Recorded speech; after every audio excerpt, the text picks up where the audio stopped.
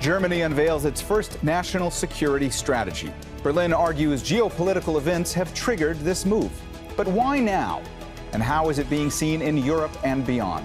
This is Inside Story.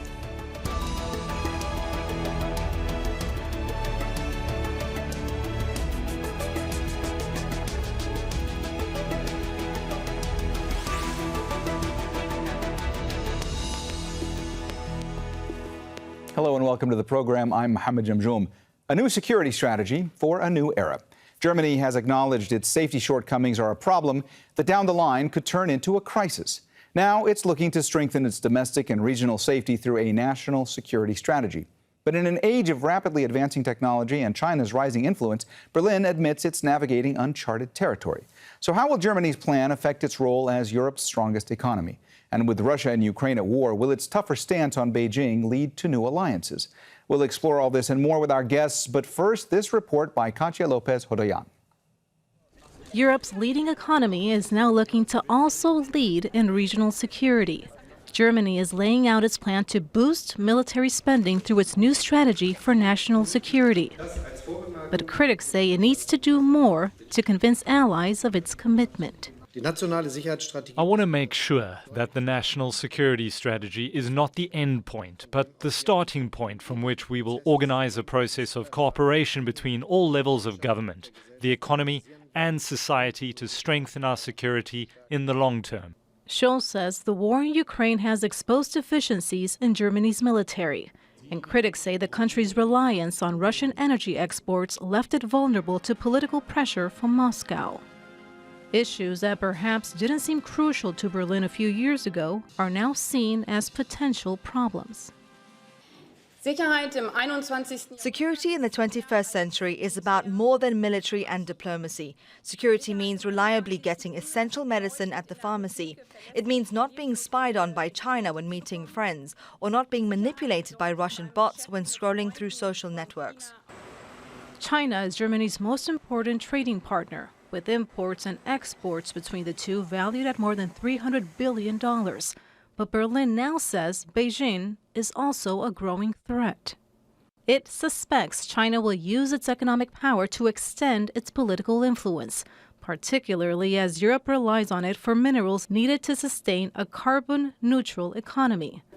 Germany has unveiled its report days before China's Premier Li Qiang heads to Europe. At the invitation of German Chancellor Scholz, Premier Li Qiang will pay an official visit to Germany from June 18th to 23rd and hold the 7th round of China-Germany intergovernmental consultation. As part of its strategy, Germany plans to increase spending defense to 2% of its gross domestic product, hitting NATO's spending target for the first time. But critics say Berlin must also convince its allies that it can play a pivotal role in security in and outside of Europe. Katia Lopez-Hodoyan for Inside Story. All right, let's go ahead and bring in our guests. Ulrich Brueckner is the Jean Monnet Professor for European Studies at Stanford University in Berlin. He's there today and with us now. In Vienna, Wolfgang Pusztai, a senior advisor with the Austrian Institute for European and Security Policy. And across the Atlantic, Jorn Fleck is a senior director with the Atlantic Council's Europe Center. He's with us from Washington, D.C. A warm welcome to you all, and thanks so much for joining us today on Inside Story. Ulrich, let me start with you today. How big of a turning point is all this for Germany, and how is this new national security strategy being seen in Europe and beyond? Well, it's the very first one. So in that respect, it is a turning point. It remains to be seen if it actually turns something. But it has been announced in the coalition agreement when the new government came into power. They announced a plan, what they are doing in the next 4 years, and this was part of it. It was announced for autumn. It was announced later. And now we had to wait for a whole year until it finally came into being with a big gesture in which the Chancellor came together with the 4 heavyweights of his cabinet to highlight that this is a rather holistic approach and something that is not like strictly focusing on defense, but it remains to be seen if it turns Germany into a more active player, because in the past there wasn't much appetite for leadership by the German government and by the German public. Wolfgang, I guess the unprecedented nature of this national security strategy really makes clear just how much the war in Ukraine has altered Germany's view when it comes to overall security, doesn't it?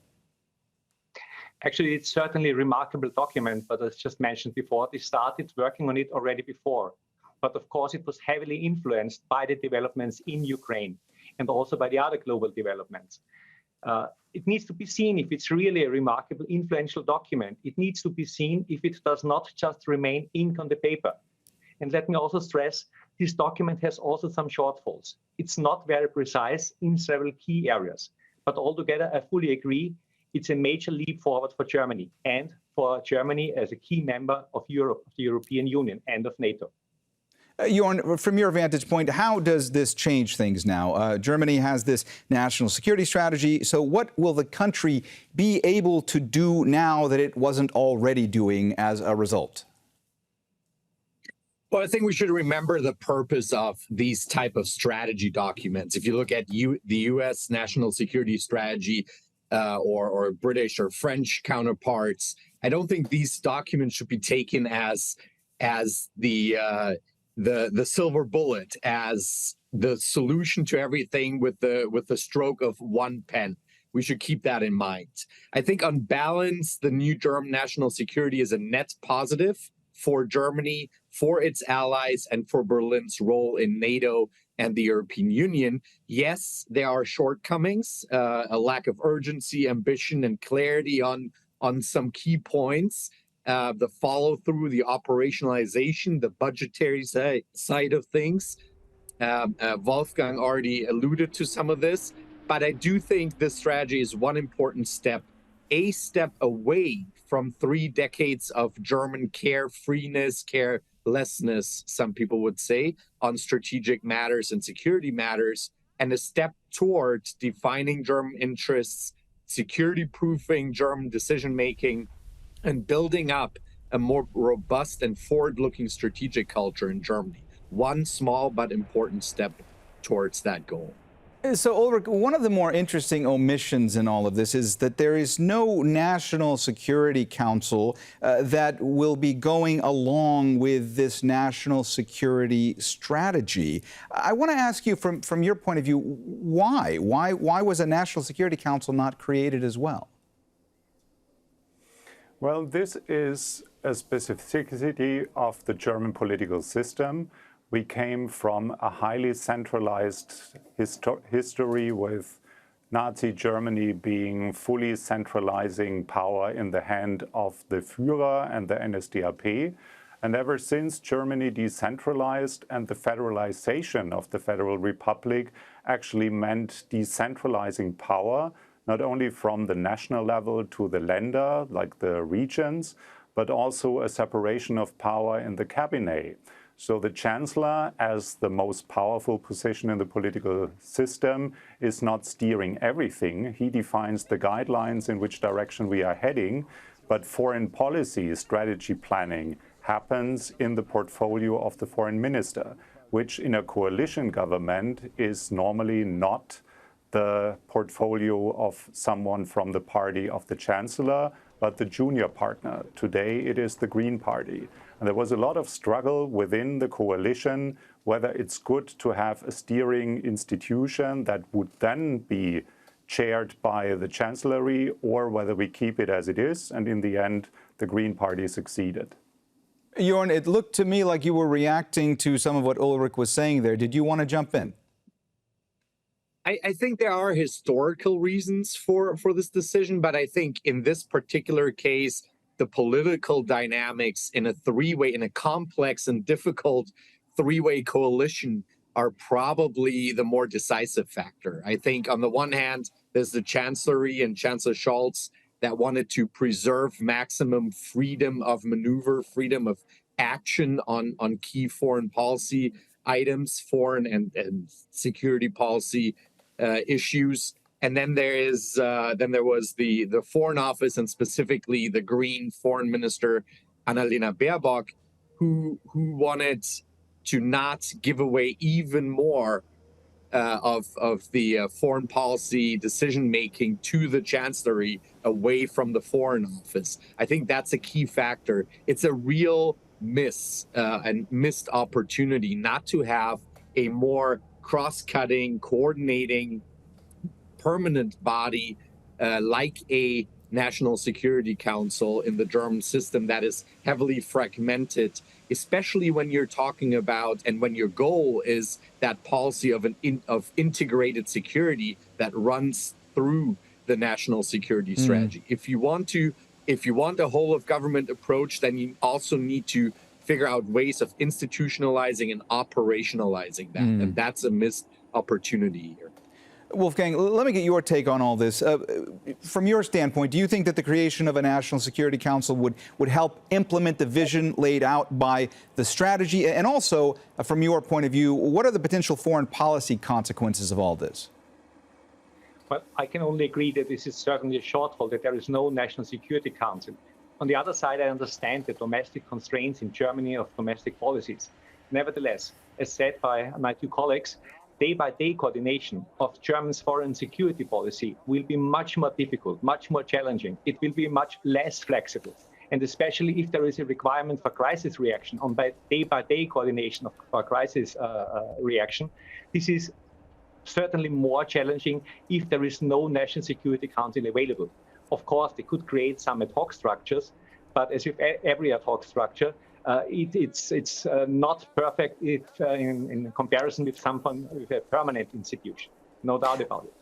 With regard to the international impact of this strategy, it's a message. It is a message to the fellow Europeans that Germany wants to take its role as a major, or let's say, as the main European economic power and as a main European political leader more serious and realizes also its responsibility on the security sector.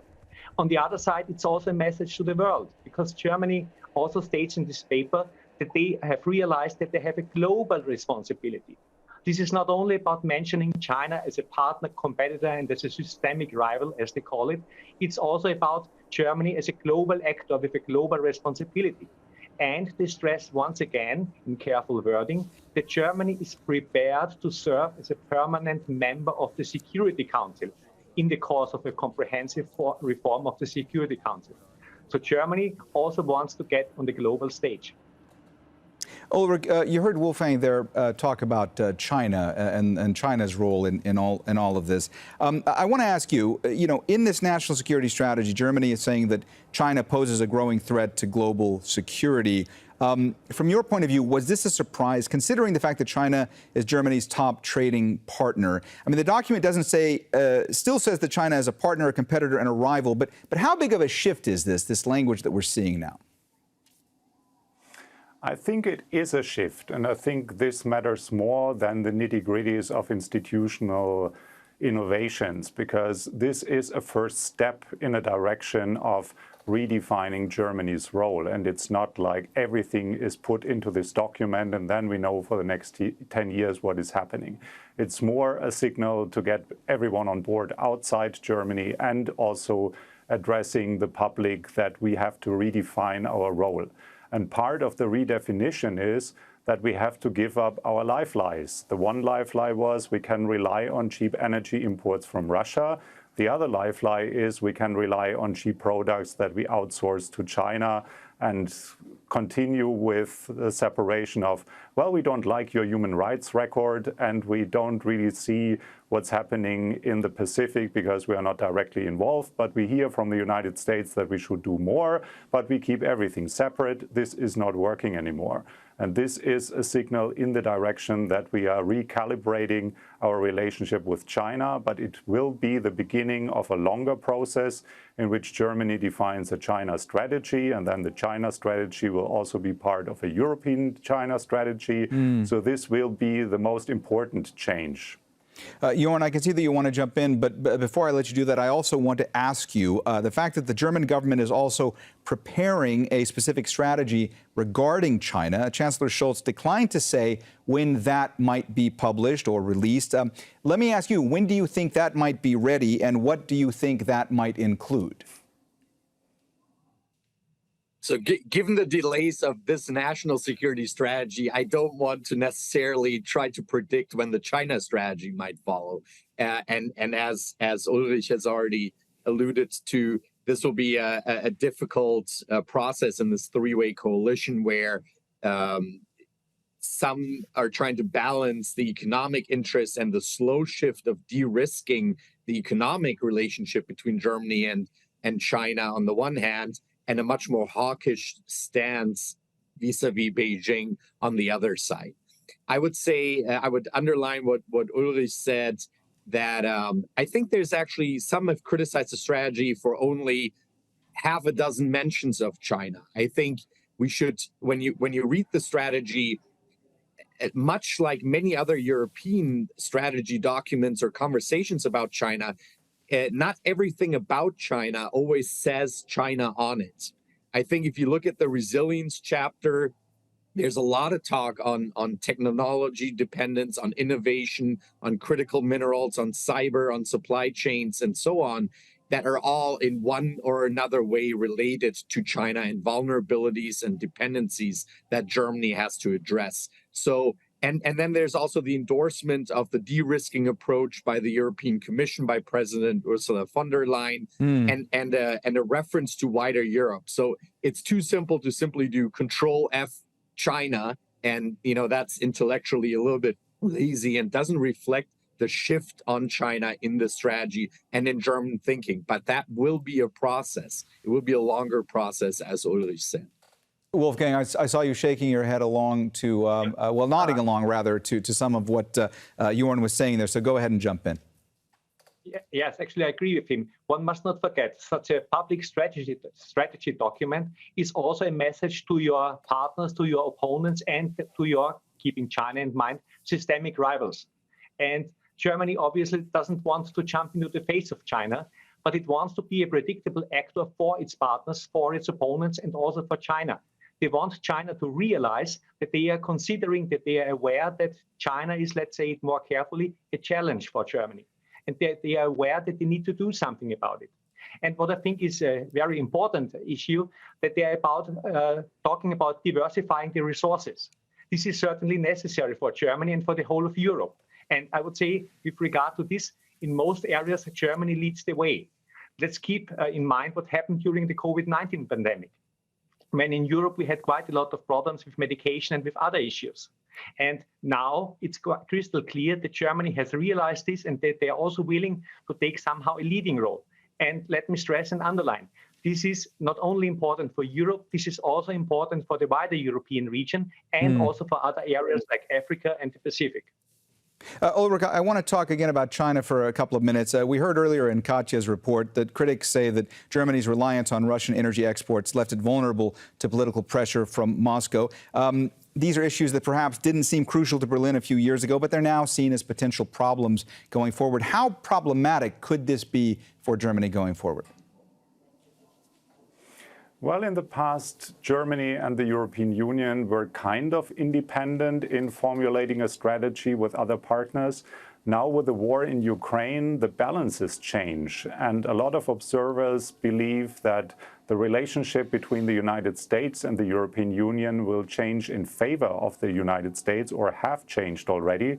And the same will happen between Russia and China, that China will dominate Russia.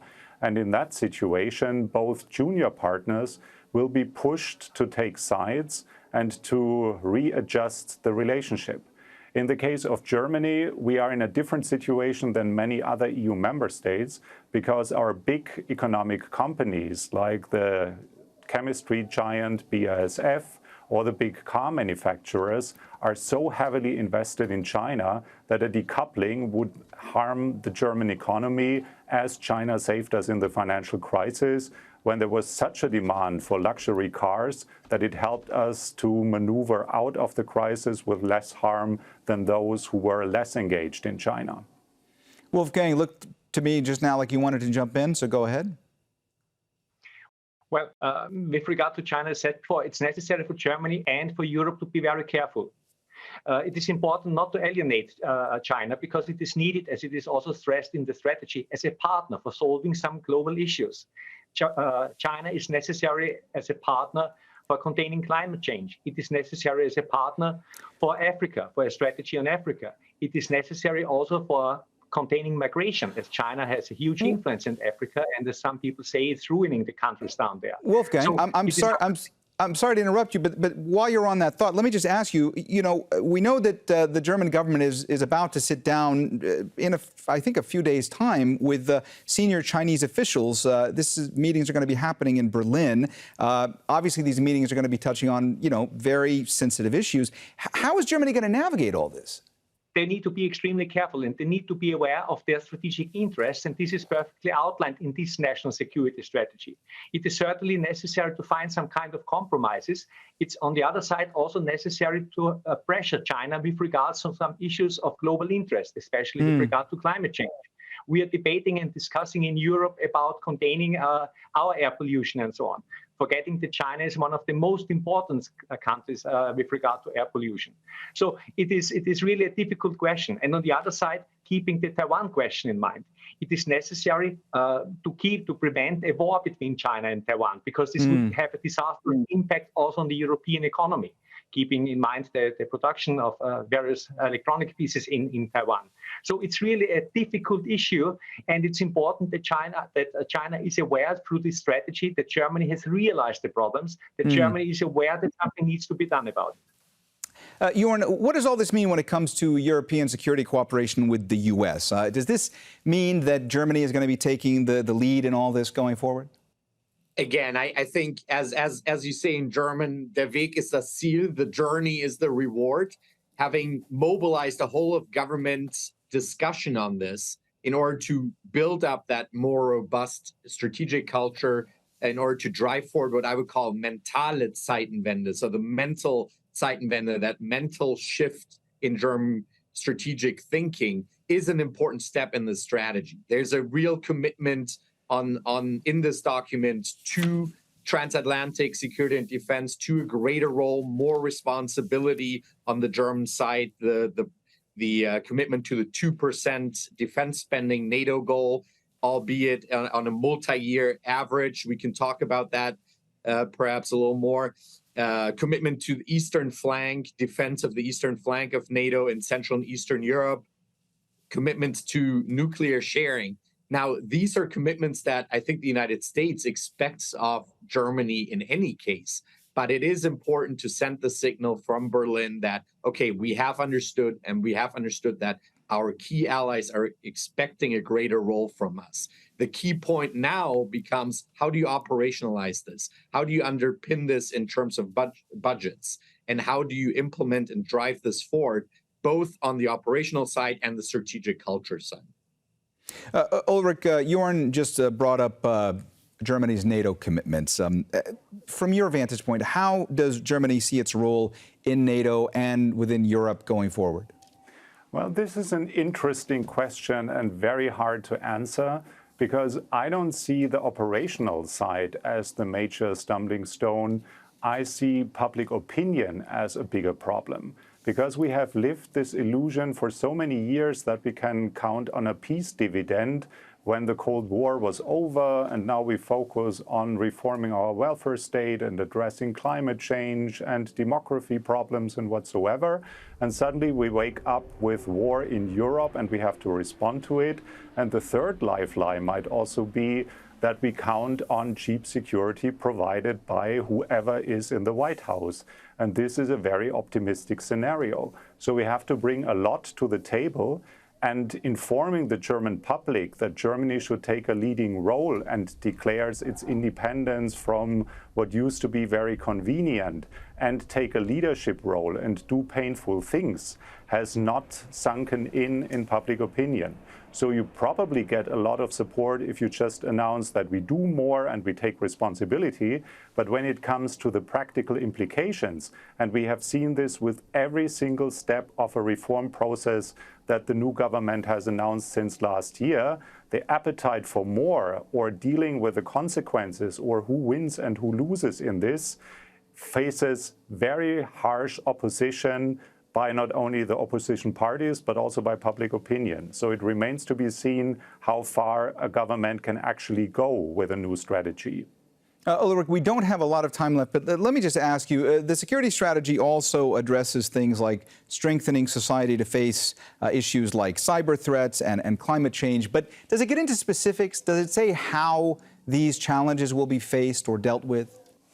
Well, as we said in the beginning, this is just a first step and a holistic approach that addresses more than just the pure military or narrow security questions. This is important for the identity of the Green Party to think things in a holistic way, but at the end of the day, it's also a financial question, and that was pretty vague, what we got from the Minister of Finance, so it remains to be seen if we find enough resources. Jorn, we just have about a minute and a half left. I want to ask you about the fact that analysts have noted that this strategy does not prioritize which threats possibly to fight, and they say that it doesn't contain many surprises. What do you say? Does it need to be more specific going forward? I think there's not a whole lot of strategy in the strategy, meaning how do you plan forward, plan ahead on how you achieve what ends with which means. That's not very concrete. That's often a dilemma of many of these national security strategies, though. But I do think they missed an opportunity to describe and lay out a way forward and a way ahead on follow-through. That's a missed opportunity. And the institutionalization we already mentioned. And lastly, a review mechanism. Make the next government also look at a national security strategy and build that into this one, the first one ever. All right. Well, we have run out of time, so we're going to have to leave the conversation there. Thanks so much to all of our guests, Ulrich Brueckner, Wolfgang Pusztai, and Jorn Fleck. And thank you, too, for watching. You can see the program again anytime by visiting our website, aljazeera.com. And for further discussion, go to our Facebook page. That's facebook.com/AJ Inside Story. You can also join the conversation on Twitter. Our handle is @AJ Inside Story. For me, Mohammed Jamjoom, and the whole team here, bye for now.